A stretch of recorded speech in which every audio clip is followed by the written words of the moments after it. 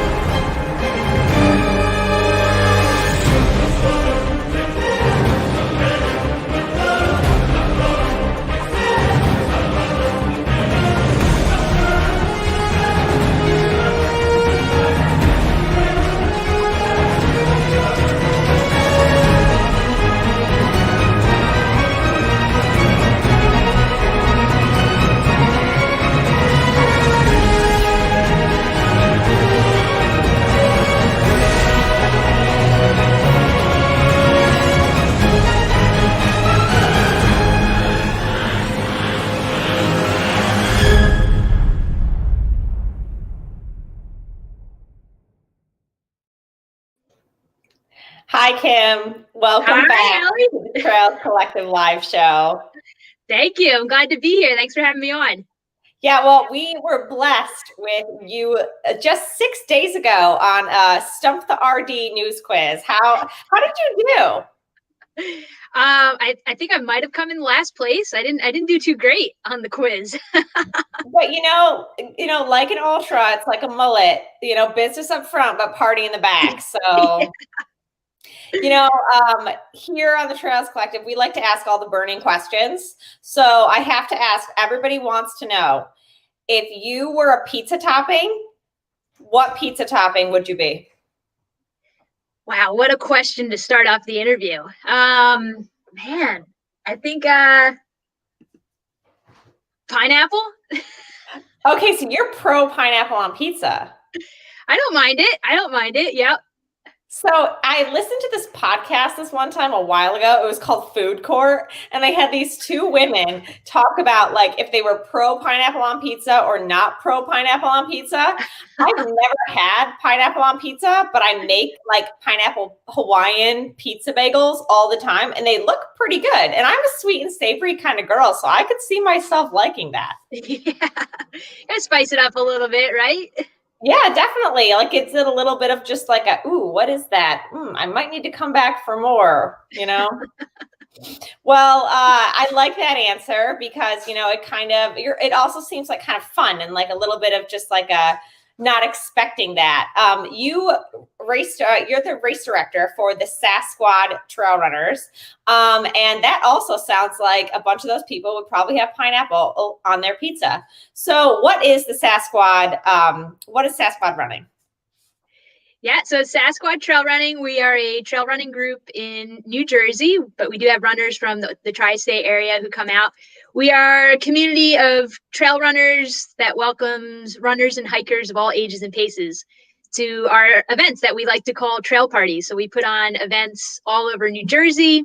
We go as far north as Sussex County and then all the way down the shore for a beach race. And beyond that, we've got a really fun community. We just like to come together and do crazy things. We like to have fun.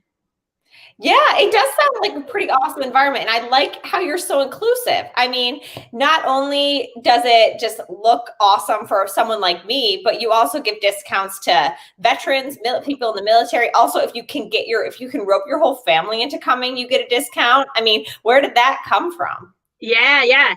Well, the family discount was actually a suggestion from a runner who, the Zaki family, they come to our events, and we were just talking in passing. And she said, we love having our family come, but I think sometimes it's hard for families. If you think about it, a family of 5, they're paying $30 a pop for a 5K. That can get kind of expensive.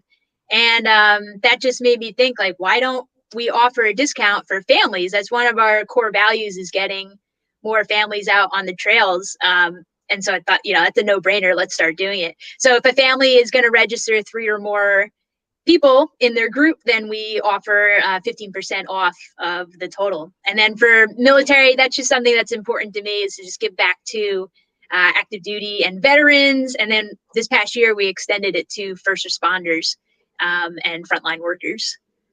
So you're punishing people for their service. Punishing, well, we give them a discount and encourage them to come out and have a great time. Yeah, congrats. You get 15% off and you can go run for 7 hours. Doesn't that sound awesome, sir? Sounds good to me. Me too. But, we like pineapple on pizza, so we're a little, So what would happen? What would my discount be if I came with my family, but I carried my child on my back? You carried your child on your back? Yeah. Oh, man. Is that one, or is it 2? These are good questions. I'd have to bring it to the Squatchy Council, I believe, and we'd have to have a Squatch vote on that situation. Okay. And then could I write that off on my taxes? I mean, this is, now I'm thinking here. It's coming into tax season. We are, yes. So are you on a board of other squatchers? Well, we do, I've coined my group called the Dream Team Extreme. So there's 3 other women who help. They're like my right-hand women. Shout out to them, Rebecca, Jana, and Michelle. These 3 are kind of the heart and soul of SASSQUAD. We've got a group chat. We talk literally every day, I think, about SASSQUAD, and any kind of decision that comes up, we'll chat about it and make a final ruling on it. So there's 4 of you women. That's very impressive, because another thing is that 56% of all your participants are women. And so when you decided to start, were you the founder of SASSQUAD, or are you just the RD? Yes. Yep. Founder SASSQUAD. Yeah. So, I mean, there aren't now there are more that I've seen on the East Coast, but there aren't tons of female race directors, at least not ones that are noted. We got, Amy Rusecki of Vermont 100, but among others, I know I'm forgetting.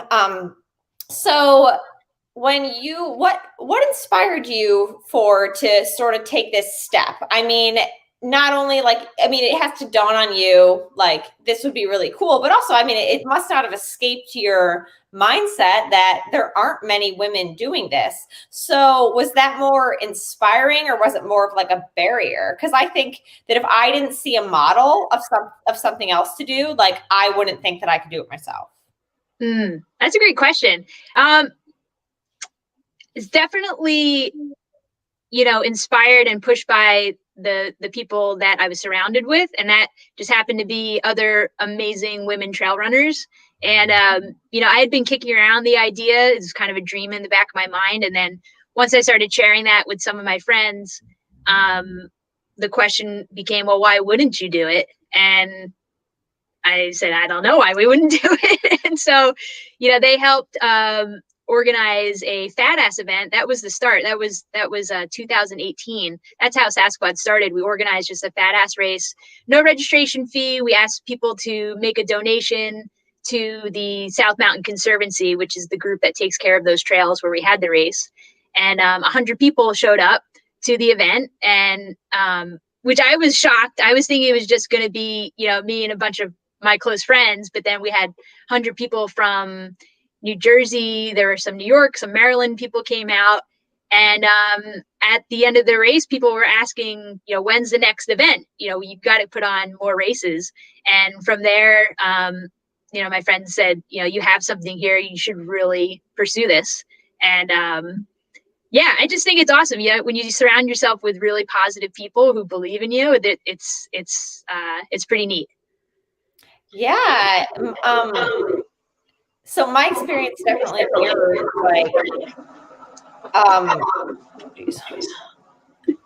I just figured out my microphone wasn't on. I can hear you good. Oh, well, there you go. Hold on, let me,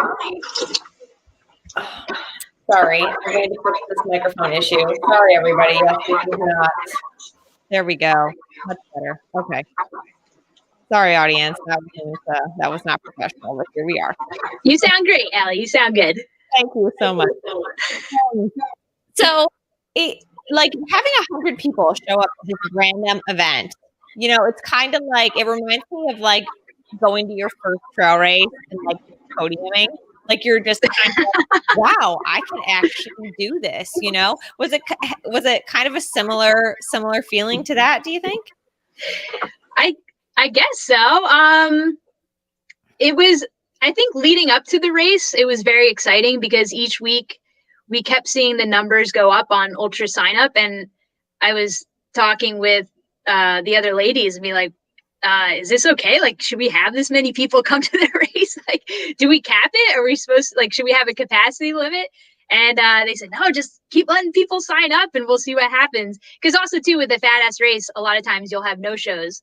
But yeah, it was exciting. I think just to see the excitement of people coming. And there's also a different kind of feel to a race like that, like a fat ass race where there's no, there's no aid, there's no swag involved. And so we told people, bring your food, whatever you want to have, but then bring some extra and we'll make an aid station. And this was like a banquet spread. I remember the first year thinking like, man, I got to take notes of like what everyone brought because this is a really great aid station. So it was definitely, it was exciting and it was a really positive experience for a first event. So describe turning it from a fat ass to like, and just something informal to something that actually is an organization and is making you money to donate to other places. Like, what was the process like that? Yeah, it's a great question too. A lot of asking other race directors for advice and going to other races, volunteering at other events, and just trying to learn, I think, from other people. And then I think, we just from the beginning thought, there's so many of the standard races that are out there. So let's try to be creative in the events that we put on. So most of our events will have kind of a creative spin to it. And I think that's what is helping, draw people to the event. So the next race that we put on is called the Last Squatch Standing. That was in April of that year. And I was talking with another race director who came to the fat ass race, and he was telling me about this event style that he puts on. It's basically like the backyard ultra, but puts a twist to it. And instead of completing the 4 miles every hour, you would have a certain amount of time to complete the distance, and then each lap time comes off of the clock. So he said, yo, you should do this. Why don't you put a squatchy twist to it and make that your first event? And so we did. We put on a squatchy twist. We made a 1 mile loop, and you had 18 minutes to finish the first lap, and then a minute came off of the clock each lap after that, and then you just keep going until you get down to one runner. So yeah, I think a lot of just trying to be creative with the races and think of new ideas that are a little bit outside of the box to, attract runners to the event. Yeah, that sounds awesome. My friends at Trails Rock, Eric and Sheila, they put on a Last Runner Standing as well. And it's funny because I've actually thought about this, that some of my teammates that I run with, and maybe a lot of ultra runners as well, like, we're not really warmed up until like mile 8, Yeah. So I've told her that we should put something on like this in Ithaca, but do it like we would do it on a road because that's who we are. And but like eventually, like she keeps, like my teammate especially, like she will run her fastest mile like at the end, So I'm like, you would win. Like we would be able to get down to like, this mile loop. We'd be able to get down into like the sub 6s, like the sub 5:30, like because she just keeps getting like faster. And I think like I'm a competitor, so I would just like try to hold on to her. Right. So I do really like that format. And also what I like about it is unlike the Big's Backyard Ultra, this will end today. It will. It will end. That was the other thing too. We talked about like maybe we should do Backyard Ultra, but then you really don't know when that race could end. I mean, it could be days, literally days. And so it is kind of nice as an RD to know the event will end at some point before it gets dark. Not everybody is like an old man that obviously doesn't that is probably retired and can just sit there and smoke for days on end. It's like not everybody can do that today. So we've talked a little bit about you being an RD, but let's talk a little bit about Kim the runner.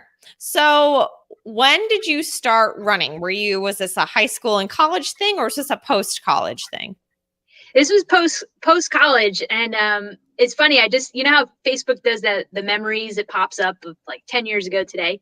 Yesterday or 2 days ago, that popped up was 10 years ago. I had posted on Facebook that I was going to train for my first half marathon. So that's when it started. It's 10 years ago. I had just finished playing college athletics. I was in grad school and was just looking for another outlet to, exercise and train. And, sports had always filled that hole for a long time. And then when it ends, there's a big gap.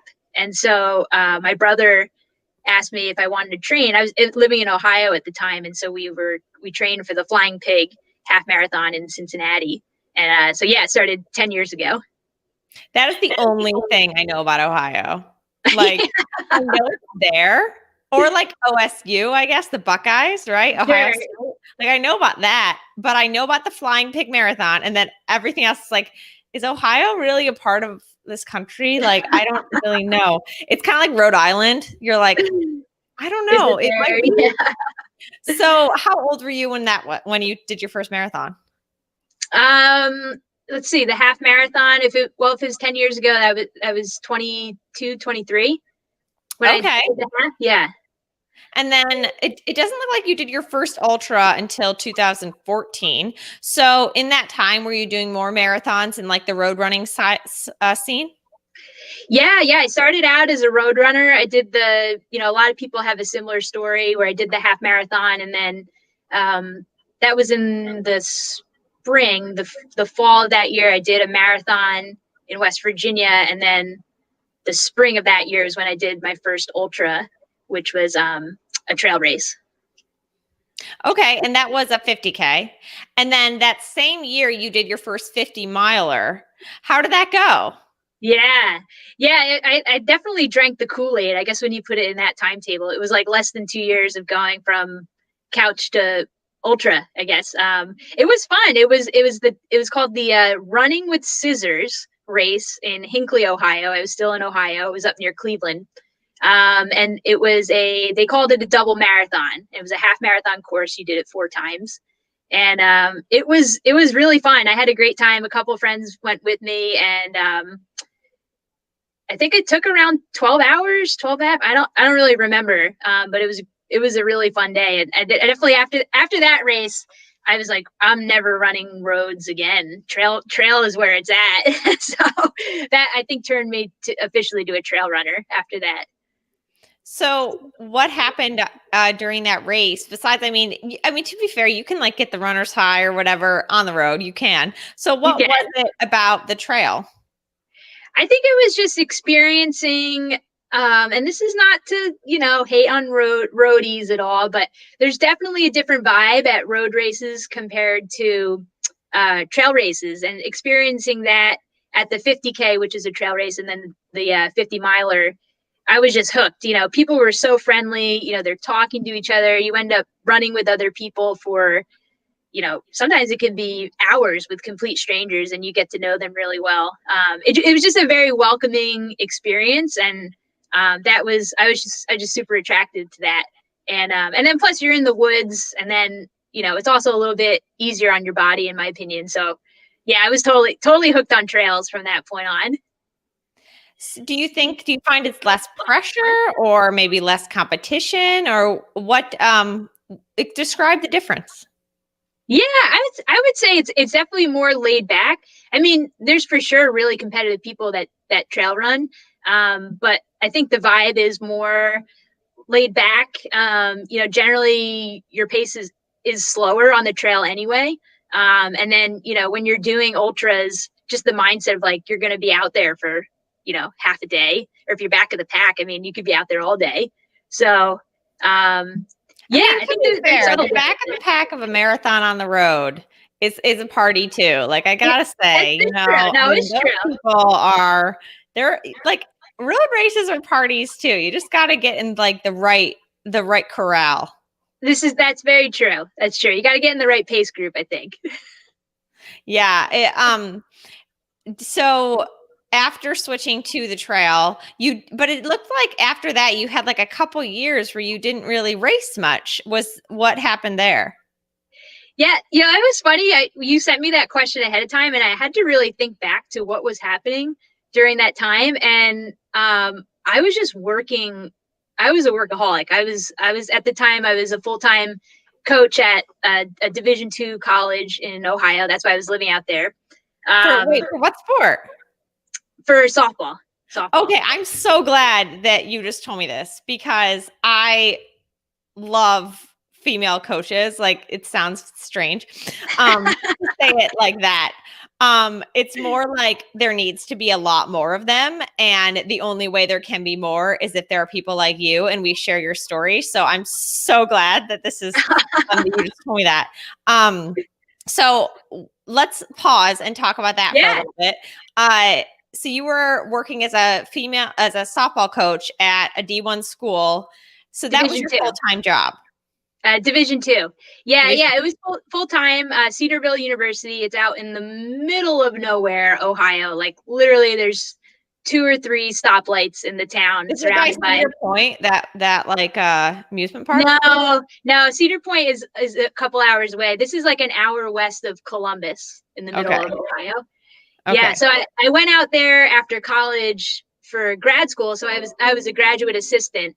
I did that for 3 years. And when I finished grad school, I was hired on full time as a coach. So I was there for 6 years with the team.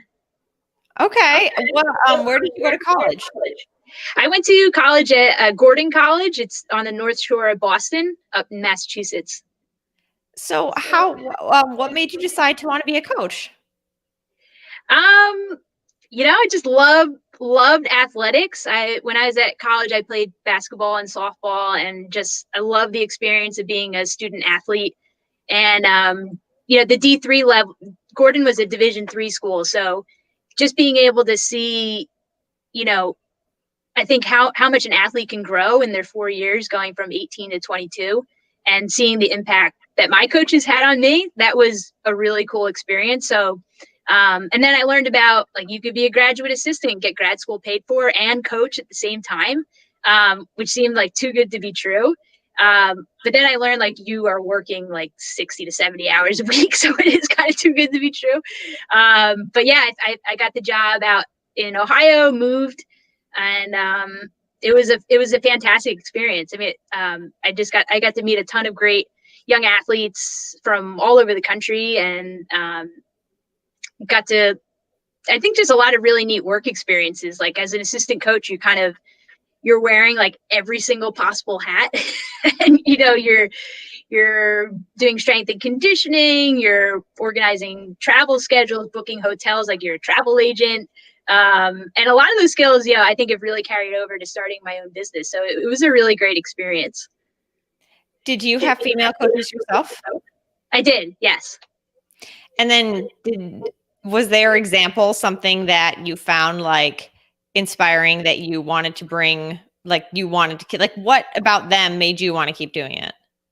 Yeah, I think, I'm still in great contact with my college coaches. And I think that's a testament to now, I've been gone. I graduated 2010. So we've kept in touch the last decade. And I think it made an impact on me and how much they cared about me as an athlete. And I know that's not the case for every coach and every athlete, but I was definitely fortunate to have that experience. So that definitely made a lasting impact on me. So it was a cool experience. Why did you stop? Stop coaching? The lifestyle was challenging. If anyone's involved in college athletics, it's around the clock, 365 days a year. And, jumping from D3 as an athlete to D2 as a coach, it was definitely an eye opener. Like it really was full time, around the clock. You're always on call. There's always something happening. If a player is sick in the middle of the night when you're on the road, you're now like playing mom and helping them. But yeah, overall it was a great experience. But I think just the lifestyle caught up with me. It was exhausting. But again, I wouldn't trade it. It was a great experience. And then you said you were in grad school at the same time. What were you studying? Yeah, I got a master's in education. Oh, okay. Do you still do that now? Yeah, well, I definitely use it. Besides the trail racing, I work with kids as a trainer. So I do strength and conditioning workouts for kids. And then now, the pandemic, it's kind of turned into PE classes that I've been going to local neighborhoods with. They call it like a pod. So there's a group of neighborhood kids, and I'll go into the backyard and we'll do PE class. So it's been good. I think, all in all, it's been a great experience to use bits and pieces of my last job and then also the education degree. I really like tying in different sports to trail running. And so if you could pick like 4 people, like anybody who would be on your like fantasy softball team, trail runners, like 4 trail runners that you could pick on your summer softball league, who would they be? Like trail runners that I know personally? Yeah, or like elites or whatever. Like, we can do like a fantasy draft if you want.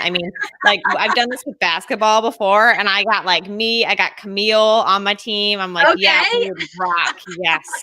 Like, Stephanie Howe, I got her, like Amelia Boone. I'm like, yes. So okay. Who are 4? We'll do 4 because, 4 people, if you could put them on your fantasy softball team, who would they be? Wow, how fun is that? Well, it probably wouldn't matter the sport. I would always say Courtney Dauwalter because she's amazing. And she'd probably be great at softball. I don't know if she ever played. With snacks at least. Like, isn't half of softball eating snacks?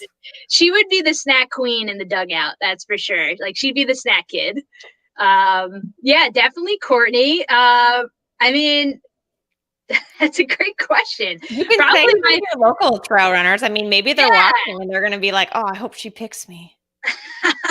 I'll go with my dream team because they're reliable. I don't know if they've ever played softball, but we'll go with Jana, Michelle, and Becca. So shout out to you 3.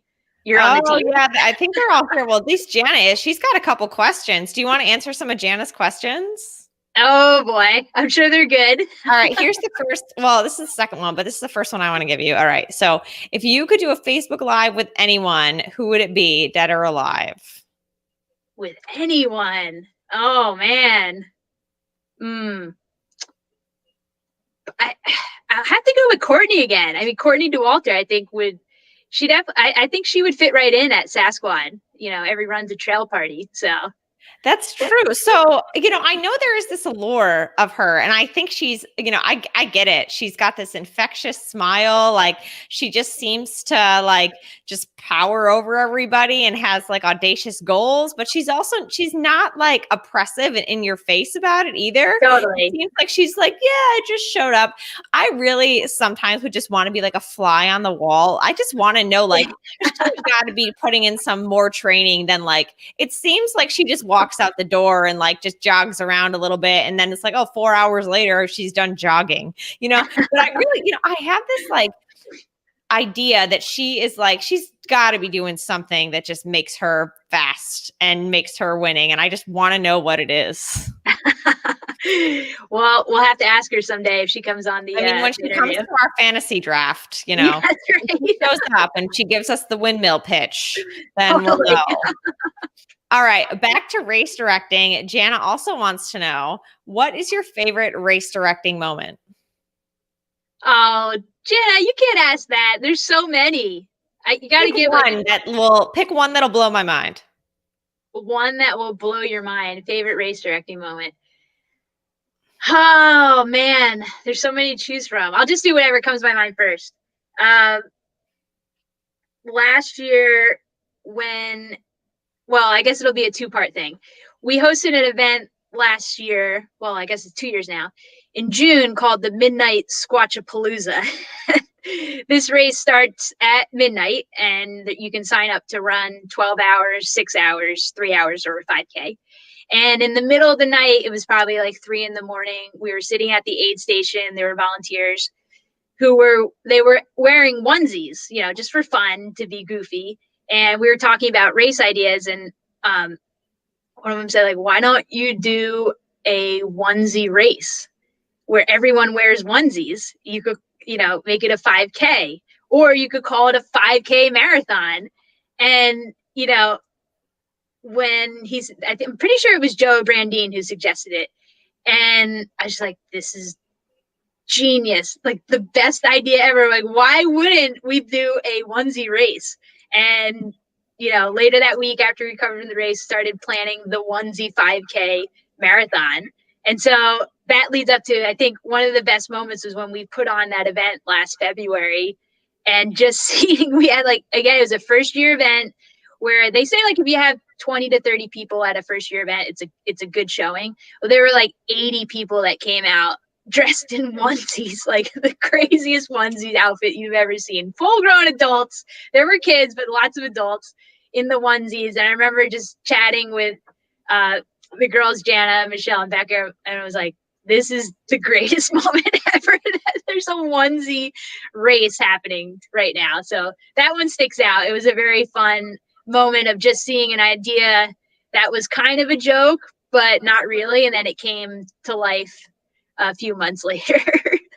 You have such a special community down there, don't you? I think so. We've got a lot of really great people here. So you also do raise a lot of money for charity. How do you balance, like, and I don't know any of the logistics of this or the finances, like keeping your organization afloat and then giving money away? That's a really great question too. I think, the way that SASSQUAD started, where it was founded on giving back to, at the time it was the South Mountain Conservancy, that just became kind of a pillar of our group. Was like, every race we're going to partner with either charity or nonprofit, but it was going to be local to the community that the event was being held. So yeah, I don't know. I mean, there isn't like a specific formula, but it's definitely, we try to give as much as we can each event to make an impact on that organization. A lot of them are smaller nonprofits, which, they are very thankful for our donation. Sometimes it's not monetary. Like our race partner for the last Squatch standing is called Success. And this group gives out new socks to those in need around Hudson County, New Jersey. And so for the race, we say, like, okay, this event where it's also a sock drive. So if you come and you can, bring a pair of socks and we're going to give it to Success. So there's other tangible ways that we can support the charities. Like, it doesn't necessarily have to be monetary. Like another race, we do warm clothing donations where people, we encourage them to bring out the donation. And then as our organization, we give that donation to the charity. So it's cool. I think it's been fun. At least for me, I've really enjoyed being able to find charities that, we can make a tangible impact on with our giving. Yeah, definitely. It seems to be also just like you seem to be very, like, supporting with the veterans and the families, just very much about giving back, which is really, really huge, and I do find that, at least, do you think women are more predisposed to doing that? Like, I just, like, a lot of races, and I'm not saying, like, it's, I'm not hating on anybody, but I just find that, like, like, one of the major things you said to me was, like, we give a lot back, we do this stuff. Like, I mean, I could go to, like, 13 other races that are RD'd or led by not females, and, it doesn't seem like as give back. It's like, and which is fine. It's like it's a business, like it is. Right. But it just really seems like you and Amy and other people that I've talked to, like, they really make it about, like, giving back. What do you think that is? That's a really great question. That would probably make a really great grad school thesis for any budding grad school students out there who are trail runners. I don't know. That's a good question. I don't know if it's personality or what. I just think I'm in the mindset of if I can help, then I should. So like, for example, I don't would know. you like, I say, I don't tell anybody, I don't tell you about this RD, but I say they're giving a discount for families, male or female. Like, what would you say? Well, because most race directors are male. I don't know. It's just something that I've thought about, like I don't like, besides just anecdotal evidence that I've read, and obviously I haven't looked at every race director for every race. So no hate mail, please. But it does seem like, do you think that there is something that you've experienced or maybe like just seen with like ideas that have come up just because you are doing this organization with 3 other women? Like, how, like, do you think there is a difference or no? I don't know. I haven't put much thought into it. I guess my train of thought too is, I'm a runner. So if I'm deciding between 2 races, maybe they're the exact same, identical, say it's a 50K, they're both 50Ks. If I know that one is, has a charity component to it, I'm probably going to be, more apt to sign up for that event. If I had to pick between the two. As far as genders, I'm not really sure. Yeah, and I mean, you'll have to ask now. You should make that a question on each of your podcasts. Maybe I will. That's a good idea. But I think like I need to before I put my foot in my mouth anymore, I think we should just move on to something even more interesting, which is you crushing the FKTs. So even before the pandemic and everything, you had an FKT already. And then since this time, you've also set 2 more. So why don't we talk about FKTs? What was your first one? Okay, let me set the stage for FKT. Can I give you the backstory on the whole FKT? Yeah, of course, please. Okay. So this summer, well, maybe even before that, I can't remember the timeline. It might have been spring, summer. I was chatting with one of my friends, Elise Mordos, who is one of the leaders of the Brooklyn Trail Women group, which you should look them up because they're a fantastic group and they're East Coast. They do a lot of work to get more women out on the trail as well. So I was chatting with her and Trisha Ignatowski, who's also with the group. And because I had been seeing them post about doing these FKTs. And so that led me to go onto the FKT site and I started I was like clicking the different, little buttons in New Jersey and New York. I was noticing there aren't really a lot of women FKT holders. Like, why is that? Why is it all guys? Why aren't there a lot of women doing these routes? And so I reached out to Elise. I said, this is awesome. You guys are crushing these FKTs. And we started chatting back and forth. And they were telling me like, yeah, we noticed the same thing. We decided like, we're just going to go out there and start setting FKTs. They might not be the fastest times, but we want to get more women out on this website. And I thought, I am all on board on that. So I started looking at the FKTs, saw that a couple of the routes were runs that I had already done. So I thought, okay, I'll just submit my time and so we can start getting more women out there. So I think, I can't remember, was the first one might have been the Lenape Trail. And then there was another one, the Manhattan Loop. The Lenape Trail, if you look at the time, I think the time was like 10 hours or so, 10 and a half hours. So for sure, if you're listening to this and you're a lady, go out to the Lenape Trail and you will crush that time. Like we went to Chipotle, we had full burritos at mile 26 and we were doing party pace for Lenape Trail.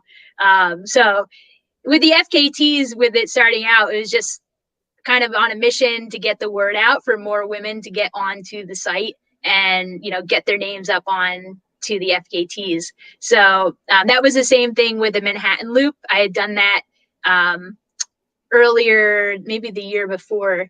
And that was a really cool running experience if you haven't done that, to go all the way around the perimeter of Manhattan. But again, I was, it was a run venture for me. I was, I had like grilled cheese in Harlem and was hanging out and, catching the sunset at Battery Park.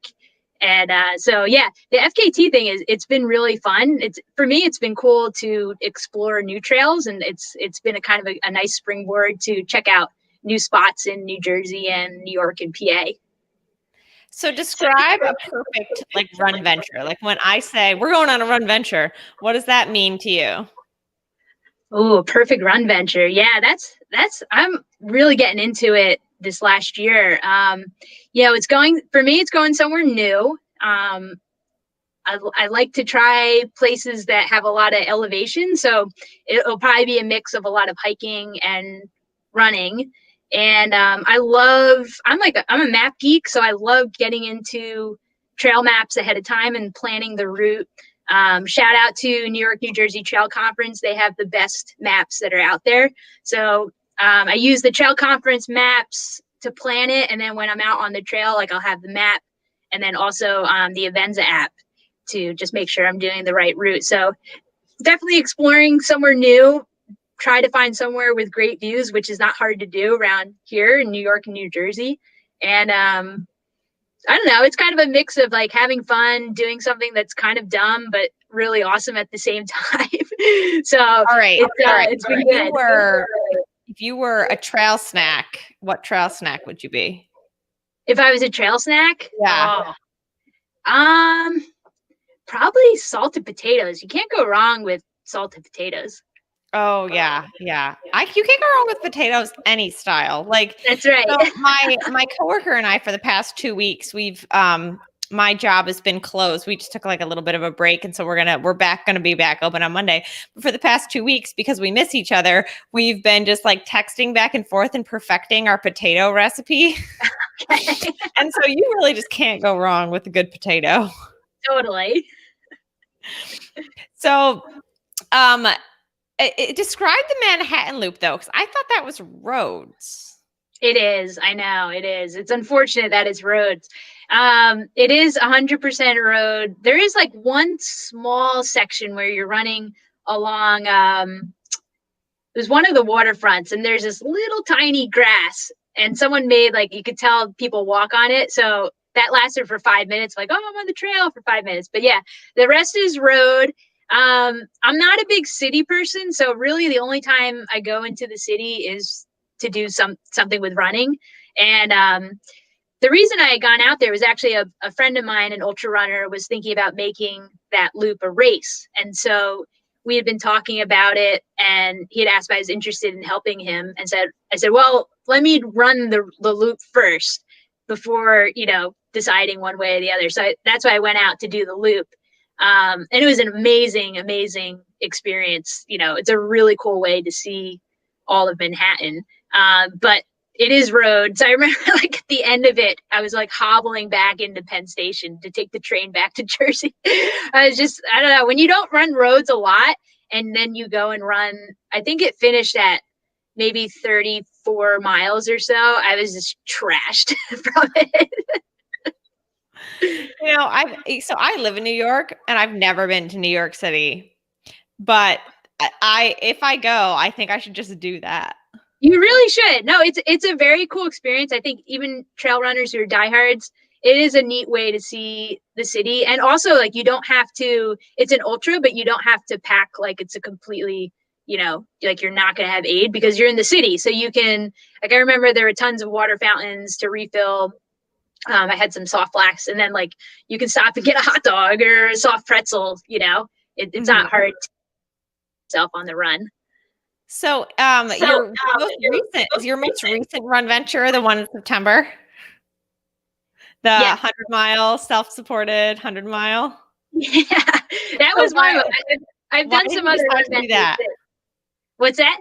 Why did you decide to do that? The 100? Well, running 100 has been on my bucket list probably since I started running 10 years ago. And I had initially signed up for the Burning River 100, which was in Ohio. It was supposed to be in July, and then it was pushed back to August. And another friend of mine, Matt Klein, and Rosa Tolentino, we were all signed up for it. but we decided not to travel out because just with the travel restrictions going on, they ended up having the event, and I think it was successful, but we didn't go out there for it.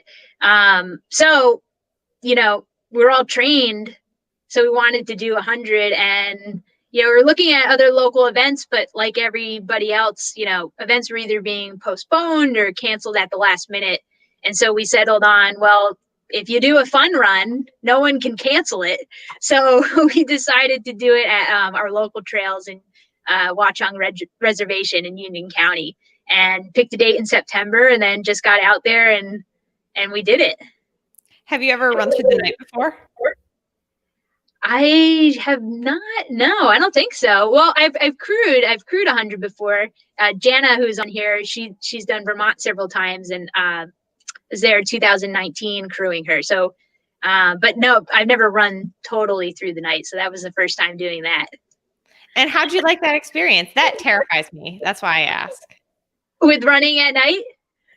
It's not my favorite. I don't mind running on the road at night. Like I wake up and it's dark. Like sometimes I finish my run and it's still dark. But like the roots and the rocks, like that just seems a little bit like something I should practice. Yeah. So tell me about that experience. Yeah. It's not my favorite thing. Like if I could choose to run in the morning at dawn or at 10 o'clock at night, I'm going to choose the morning. But I'm definitely getting more comfortable with it the more that I do it.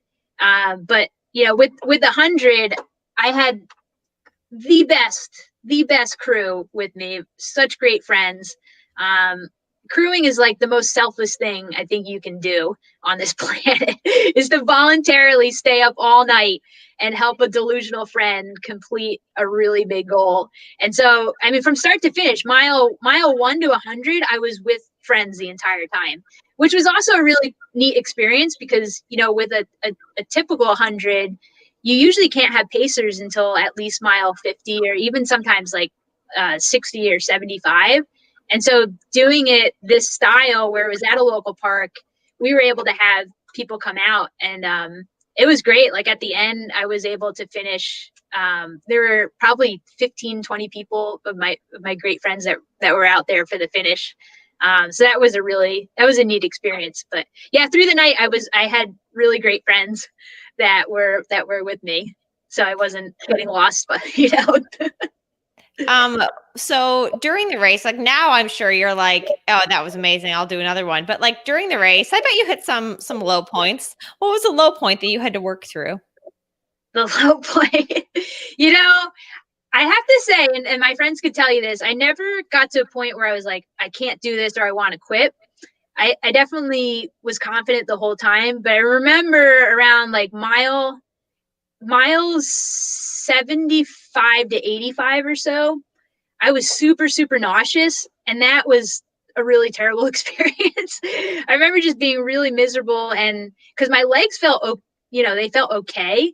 Like I could keep running, but I just was so nauseous. Like you were hungry, but nauseous at the same time. But again, having so many of my friends there, a lot of them who had done several hundreds before, they helped me work through it. And, with peppermint tea and just trying like really bland foods, we were able to work through it. So that was probably a low point, was those 10 miles. But again, doing it as a fun run, I was able to just keep walking around the parking lot, and my watch is still going. So like if it had been a real race and you're like trashed at an aid station, your miles aren't accumulating. So that was another great benefit of doing it the fun run style. So that reminds me of like when you're at like, I don't know, 6.95 miles and you are at your house and you're sort of looking around like, should I do the 0.05? Are you the runner that does the 0.05, or are you just like, yeah, whatever? I would say if it's up to point, like what's the limit? Yeah, I would say I'll finish it out if you hit 0.8, but like below 0.8, I'm like, meh, that's fine. But like 0.8, 0.85, okay, we can run around the parking lot like an idiot for a couple minutes. What kind of mileage are you putting in every week? I have to look at Strava. Probably, I don't know, 30, 35, 40 maybe. So do you not like, do you track with Strava, but like, do you have a journal or anything, or, like making sure? Yeah, I use Strava. I also have a journal I write in. I started doing that this summer, training for the 100, just because I wanted to track like cross training, and the mileage, and what kind of strength training I was doing. So I've stuck with that. I still do that. I've got just a little journal. I think it's over here actually. So I just write it down, old school style. But That's my favorite. Yeah. Because like, I feel like if I write, sometimes I have some pretty like dark thoughts. Like first, like sometimes I've had, not recently, but like in my life, I've had like 2 weeks where I'm just like, this is terrible. This sucks. Yeah. This is terrible. And like, I'm glad there isn't like an internet trail of that. It's just a paper trail. Totally. Yeah, definitely. It serves as, I think, some accountability too. When you're physically writing it down, it's good reinforcement of, you want to be able to write something. So yeah. Do you find that you seem to be pretty, like, you have a full life? I don't think, like saying you're very busy would be a negative connotation, I think, but you're just full. Do you like to travel as well? Do you have any bucket list races that you want to do? Yeah, I love traveling. That's what's been hard about, this past year. I think it was a good eye opener. Like, I think I took for granted that I, really enjoy traveling. And then when you can't do something, it opens your eyes to like, wow, I need to, be more thankful for that. But yeah, I do enjoy traveling. Bucket list travel trips, or what was your question? Like any bucket list races, any big traveling, like if you could do any race, like, I mean, even if it's not possible, like someone like me is never going to do like UTMB, but like Okay. anything crazy. Yeah. Well, I would love to get out to Yosemite and run through the park. I'd love to get to Grand Canyon to do rim to rim to rim. I think that would be just an awesome running experience. Where else? I mean, probably like, the national parks. I think there's so much to see in our country. I think it would be awesome just to travel out, even like around. I went to Zion a couple years ago, Zion and Bryce Canyon. That was fantastic. So yeah, I'm open for any run ventures. So we're going to go to some quick questions at the end, but first I want to know, give people, what is the reason people should come to New Jersey and run your race? What is the reason? Well, you might see Sasquatch. Actually, you probably will. So Sasquatch is usually at our races. Unicorns, you might see unicorns. But yeah, if you're looking for just a great trail experience where you're going to feel welcomed and you're going to have a great time, they're great events to come out to. A lot of our races are timed events. So that's also a really good opportunity where if you have a specific mileage goal in mind that you want to do, you can accomplish that at a timed race. And if you miss the mark, you're not going to get a DNF. Like if you wanted to run for 12 hours, but something happens, you have to tap out at 10, you're still going to have results on your, ultra sign up or whatever it is. So yeah, I just think if you're looking to meet other trail runners, it's a really great opportunity to do that. We usually have good snacks at the aid station, so that's another good thing.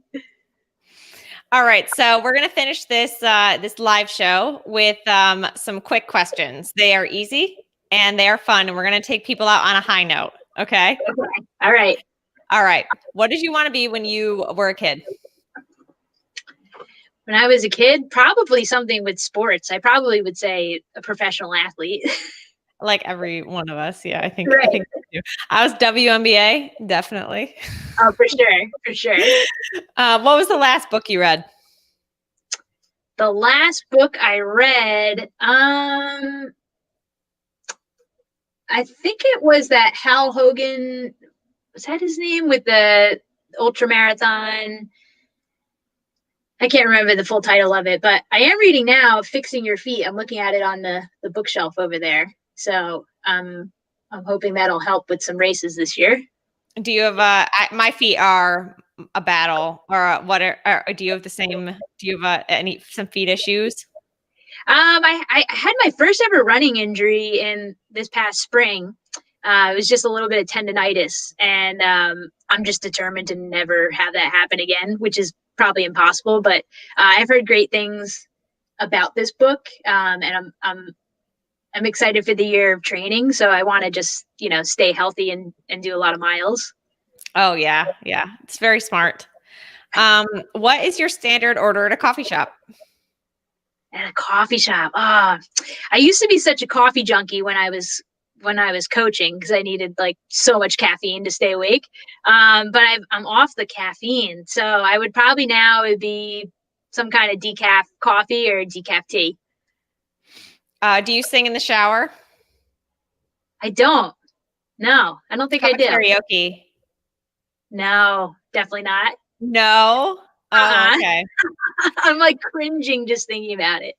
Yeah, I'm not I haven't gone to karaoke in forever, but like, I mean, I definitely, when it's on the radio, I'll sing along. I mean, I'm not gonna lie, it's great.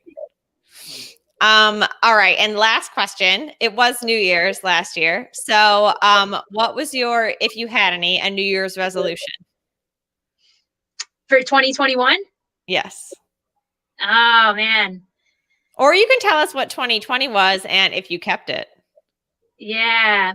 I mean, for 2021, I'm going out to Tahoe. That's the big goal, is the Tahoe 200. So I think everything's kind of driving towards that. So that's really great motivation. I think that's kind of like at the top, and then all the sub goals are kind of underneath that. So yeah, that's just great motivation to train hard this year. So that's your New Year's resolution, is Tahoe 200. It is, yeah, to make it there, healthy and to finish it. That's cool. Well, good luck. I have a couple friends actually looking to do some 200 milers, and so it's more normalized in my brain than it was, and I'm terrified that it's normalized in my brain. Well, Kim, it's been wonderful having you on the show this week. Before we go, can you give people where they can find you and SASSQUAD online? Awesome. Yeah, totally. We're super active on social media, so you can find us if you just type in SASSQUAD, SASSQUAD. On Facebook, our page will pop up there, and then on Instagram, it's SASSQUAD Trail Runners. And also on Facebook, if you're looking to connect with other runners, I would encourage you to join our group. It's super active. People are connecting with either, linking up for trail runs, asking for advice. We do some really goofy events through the group. We just did an eggnog slog a couple weeks ago, and we're going to do a night run in a few weeks. So yeah, you can definitely find us online. If you're not on social media, our website is SASSQUADtrailrunning.com. My contact info is on there. So again, if you're not on social media, feel free to reach out to me with email or cell phone. It's all on there on our website. Well, I will be sure to be looking at some races down there in my future. Thank you so much for coming on today, Kim, for this week and last week. Absolutely. And looking forward to seeing more of you soon, and good luck with healthy training.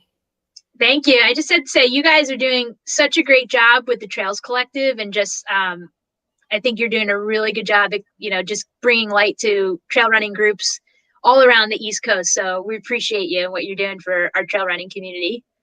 Thanks, Kim. Thank you very much. And thanks everybody for watching. Have a good night. And thank you everybody for tuning in tonight. Thank you to SASSQUAD Trail Party, who looked like they were having a party in the comments. It was wonderful. Be sure to check out Kim's races.